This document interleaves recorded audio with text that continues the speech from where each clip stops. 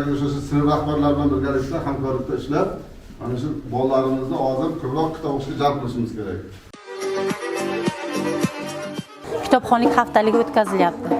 Ushbu haftalik Angor tumanida o'tgan haftadan boshlandi, chunki tuman hokimimiz Qosim Isanovich kutubxonaga tashrif buyurib 500 dona kitob sovg'a qildi.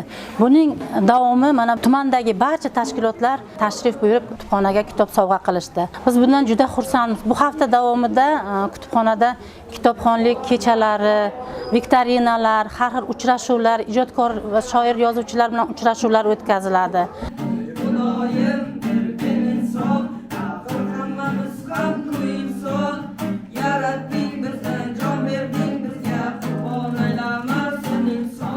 Respublikamiz bo'ylab o'tkazilayotgan kitobxonlik aksiyasi bugun Angor tumanida ham bo'lib o'tdi. Bu aksiyada tumanimizdagi barcha tashkilotlar ishtirok etishdi.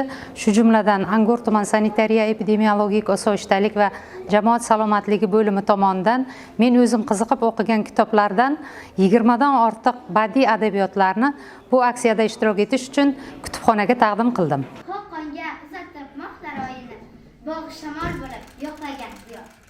Jannatlarda go'zal ko'hligim mening, bag'ring qon qildimi shohligim mening, balki bilinmas ham yo'qligim mening, balki meni ham yo'qlagan diyor.